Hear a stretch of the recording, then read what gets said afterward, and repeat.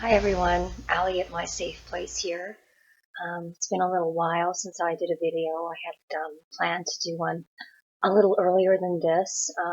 Unfortunately, our family suffered a very great loss. My brother-in-law passed away. He was dealing with cancer, and he was expected to make it through. And then suddenly things took a turn for the worse. So he passed away last week. And we've been dealing with the fallout and the grieving and all of the things that accompany an event like this, like government paperwork and filling out forms and visiting and seeing people and funerals, etc. So, and what made it tougher was that he lived on the opposite side of the country in Nova Scotia with my in-laws, and anyway, it was an incredible, terrible loss for us, and we're going to be dealing with this for a very long time. And he was a dear person, very, very loved. So that's kind of what was the inspiration for this video, was because as our family was going through this, I made some very conscious choices about what I would be revealing to members of my family. Sorry, that's my phone. Let's turn that off for now. Being that I'm no contact with my mother and my sister, and very, very low contact with my brother, all of whom are also across the country in Montreal from where we are here in BC. So I had to make some very conscious choices about what I revealed to people, even during these very, very trying, tough times, making these conscious choices to keep information quiet. And I think that this is exactly the time, as hard as it is to do this video right now, this is exactly the time when we should be sharing this information, because when dealing with a cluster B personality disorder in the family, and in my case, it's my mother and my sister and an ex-husband, it is vitally important, if you're going to maintain any level of equanimity, that you really think about what kind of information you give to the cluster Bs, or that the cluster Bs find out. Because as predatory types who are constantly looking for a source of supply, there really is no better source of supply than grieving people.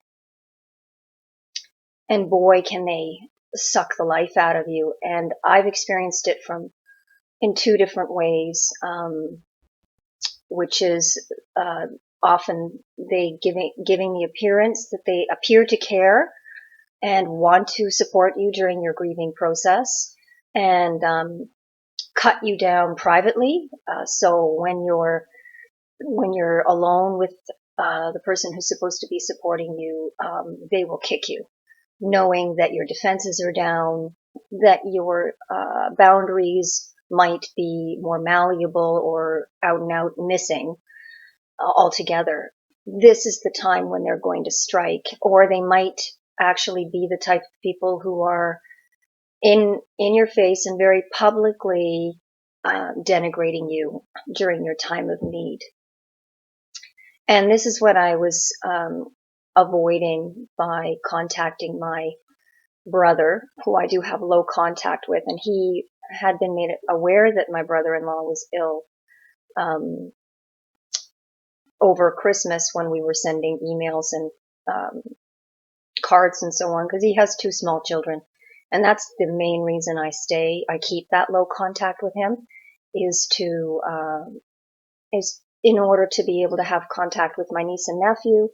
I don't believe children should have to suffer for the mistakes of the adults in their lives. And so we try to maintain a sort of level of uh, decency, politeness, distant politeness. And my brother seems perfectly okay with that as well. Except I think when he's hoovering or doing my mother's bidding, because he's definitely in denial about a lot of stuff that's happened. I'm sure there's a lot of stuff he can't face himself. However, at the same time, I have no desire to let my mother and my sister know what's just happened in my husband's family. And that's my current husband, not my ex-husband, who's also a cluster B. Because I really don't want them imposing their fakeness on my incredible, loving, dear in-laws who've just lost their son. And that's kind of the thing that would worry me, is that they would be imposing on my in-laws, and I simply can't have that, certainly not at this time.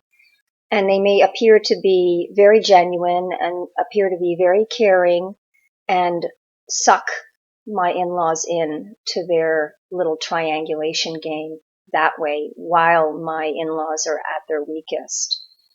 And of course, my in-laws have very little idea of how the dynamic between me, my mother, and my sister has worked over the years. They've had some trouble understanding why I wanted to go no contact with them. And, so the last thing they need at this point is to have my mother and my sister diving in and appearing to care, which I know that they absolutely do not. And I also don't want them attacking me or Ken, my husband, while we're feeling down and while we're at in a vulnerable state. And I think that this is key when we're dealing with difficult times. I think this is one of the elements of low contact that we have to be clear on ahead of time, before stuff like this actually happens to our loved ones or even to ourselves, is to figure out how much we want to let these people know and how much we can actually keep from them. Now, I'm fortunate in that I'm geographically distant from my family of origin, and my in-laws don't live near them either. So this geographic distance and means that we're not moving in the same circles. So I think when you're wanting to maintain minimal contact or low contact, maintain your equanimity as you go through very difficult times. It's important to have had thought about this ahead of time, in my opinion. And I have thought about this ahead of time because it's happened enough times that we've been vulnerable and attacked by my family of origin and by my ex-husband, that I've learned to be very, very cautious about what we reveal. Now, because I still have low contact with my brother, if my brother asks, I'm probably going to tell him that my brother-in-law passed away. But as long as my brother doesn't ask, I'm certainly not going to volunteer that information. And that's the key, is that I prefer that we not even discuss it, that we not discuss how I'm feeling, how my husband's feeling, how our family's feeling, how his parents are feeling, and his other brother, that we keep all of that, all of our feelings, our experience of this loss, as private as we possibly can. And that's what maintains our equanimity, and that you're only talking with and dealing with people who understand you and who can connect with you and who have compassion and empathy, none of which these people have, although they can give the impression that they do very, very well. And this is where we have to be cautious. So moving forward from here, I'm hoping to keep this information from my brother for as long as possible. And he may never ask, even though I told him that my brother-in-law was sick, because he did ask how the in-laws were doing the last time. And I know that my brother, upon hearing this information, is 100% guaranteed to pass that on to my mother and my sister. So in terms of maintaining my equanimity and any measure of strength, and my husband's peace of mind and the peace of mind of his family, I am consciously choosing not to give this information out. Now, if I still had my brother on social media, I would be blocking him specifically from that, but my brother doesn't like social media, so he's kept himself off. Every so often I do go in and check to see if he's opened up another account, because the last thing we need is for him to be online and seeing things that I don't want him to see. And even when you have your social media like Facebook set up so that only friends can see what you post, there's still a minimal amount that if someone is searching you, they can sort of see what's some parts of your timeline. And so I have to be vigilant about things like that as well. And keeping the information private, and not talking about it as openly as you may have done if you didn't have to worry about these kinds of people encroaching. And understanding who they are, that they are predators, that they will come after supply wherever they think they can get it, and they will do it as predators. They're always looking for the weak within the herd.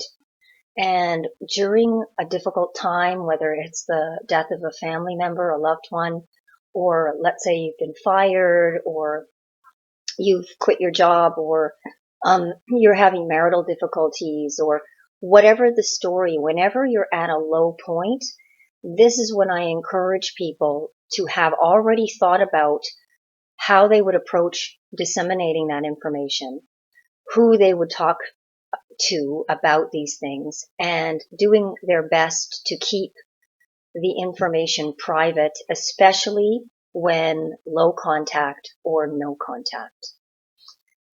And this is a survival mechanism. This is a tool that we have to employ, that not other people don't ever have to do this. And wonderful, how lucky they are. But I think the important thing about understanding how we play into the pattern, and how we can look for and hope for something better, and that these low moments are exactly the time when we're most vulnerable, not just from them, but from ourselves wanting to connect. There's nothing made me want to connect with my brother more than losing my brother-in-law, right? I mean, it's natural. I want to connect with people that we can lose at the drop of a hat without warning. Even when things seem to be going well, which is what happened with my brother-in-law. And I had this desire to connect with my brother, and who's also younger than me, and say I love you, and say, I wish we were closer. And I have to resist that urge based on past behavior, because past behavior is the best predictor of future behavior. And I know that I cannot count on my brother to be supportive or kind or loving during a tough time. And he's dealing with his own stuff. My brother never out and out attacked me the way my mother and my sister have. Nevertheless, by most people's standards, he would be considered a flying monkey, even if I do grant him the sort of caveat, the sort of a little bit of a leeway, in the sense that I believe he's very much in denial and still very much believing the stories that my mother tells, because the alternative is just too shocking. So I'm prepared for that, but I'm not prepared anymore to put myself out there. As much as I would love to connect with him, And I really miss him, especially right now. I'm choosing to maintain my equanimity, my zen, so that I can help my husband through this and help his family through this, and be better able to help myself through this and not set myself up for another failure. Because I feel like if I were to put this out there in the hopes that my brother responded, or with the idea of forgiveness or any of those things, which I still feel for my brother, I still have a tremendous amount of forgiveness for him, but I don't want to be an idiot, especially right now when I'm really low and when the whole family is low and our defenses are down. This is not the time to be reaching out. So I encourage people to think really hard, long and hard about the potential for these things to be an open door for the cluster bees and the flying monkeys, who may or may not be cluster bees, may or may not be lesser borderlines or lesser narcissists, to come in and suck some supply out of you at your weak point. I encourage you to hold off, keep it private for a little bit, really connect with the people that you know are with you and who are potentially suffering as well. And I think the chances of healing and feeling strength in your unity will increase, as opposed to being torn and shredded and destroyed. So that's it. That's the Zen of low contact maintenance, maintaining, or the art of maintaining low contact. It's really tough during hard times. None of these things are easy, but when you're feeling good about yourself and confident and strong, they're certainly easier than they are when things are really tough, really hard in life. And everybody goes through this. Everybody has hard things happening in their lives. We all have struggles. So stay strong, stay with the people who love and support you. Know that you can get through this, and this is not the time to be reaching out to those people with whom you have low or no contact. That's just my opinion. Hang in there, folks. I know I will be, and stay strong.